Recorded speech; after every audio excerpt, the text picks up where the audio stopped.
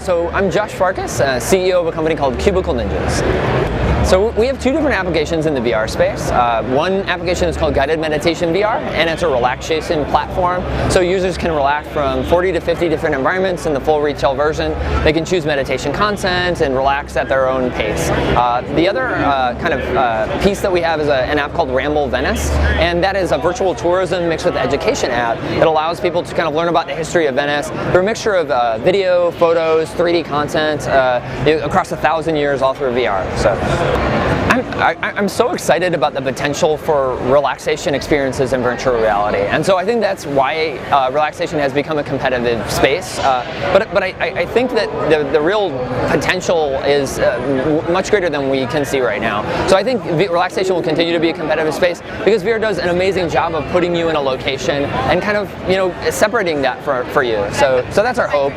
We want to see it be a competitive space. We think it's a genre unto its own. So I think we try to provide breadth of content. So we think that that's one key piece that's really missing from that puzzle. There's a few players out there and they have a few different pieces of elements of relaxation. We're going to have 40 to 50 different locations with well over 50 different meditation experiences, and we've started to partner with meditation content providers, both from mindfulness area and meditation, so that users, if they don't like our stuff, can use somebody else's material. They can even import their own audio if they want. So those are the things that we think we can really do uniquely. One other piece that we have is that we really see this as a relaxation as a service, not just an endpoint that we release a build. So we're going to continue to build that off. So every month there'll be new content that's downloaded for those downloadable for those who've already purchased the application. So what's amazing to me is how every day we find new ideal use cases for meditation content in virtual reality. So right now, at this point in time, it's being used in schools across the country, and so it's being used in terms of being able to lower stress and anxiety for students. So that's amazing and something I never imagined. It's being we're starting to roll it out in terms of use of senior homes. So for senior living centers, people who want to be able to see the world but unfortunately can't, and so that's another use case. There's a healthcare kind of option, so people who are in pain and need pain therapy, we can actually provide significant pain relief for them. But then the biggest one for us is just the everyday user. So somebody who comes home from work and doesn't have the ability to take a vacation and just can relax and get that same personal treatment that they would if they actually went to a real space. So that's our hope. So we really think virtual tourism is going to be an industry unto itself.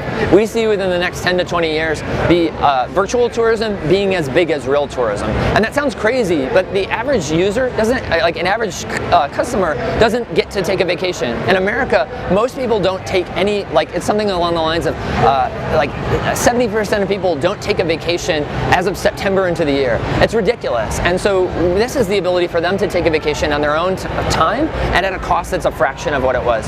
So we're exploring that concept and with Ramble. And so it's a mixture of a virtual tourism thing where they get to explore a new place, but also an educational component. So how do we turn being able to go to a space and actually learn about it with the most perfect guide you can possibly have? So that's our vision of you and a friend telling about the cool things that you wish you would have known when you were actually there, just wandering the streets.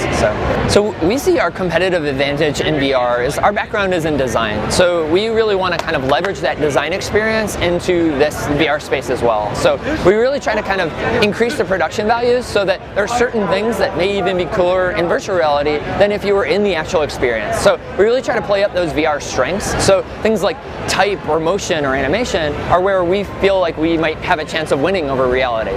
Yeah, so I'm so excited because we kind of created this roadmap, we asked people to vote for it, and then we haven't really talked about it at all. And the real key is we've built most of those spaces. So for us, we have about 30 spaces completed, and we've implemented most people's feedback, and we've actually started moving forward on a ton of really cool new things. So we're all aiming that up for the full consumer release, and we're going to be ready for Gear VR, the Oculus consumer version, and our hope is for HTC Vive as well. So it is, yeah. We're actually in talks with Sony right now, and I think it just depends on timing and options. But yeah, we love the Morpheus too. So it's just like whichever kind of option, however we can figure out how to make that work. So. So in fall, our aims are to release Ramble Venice as well. So we're going to be ready for the kind of consumer real push of Samsung Gear VR. We're not only doing a Gear VR version, our hope is to kind of translate some of that to a Google Cardboard version if we have the time. But yeah, fall for Ramble Venice, and then kind of fall to Q1 for the full guided meditation release.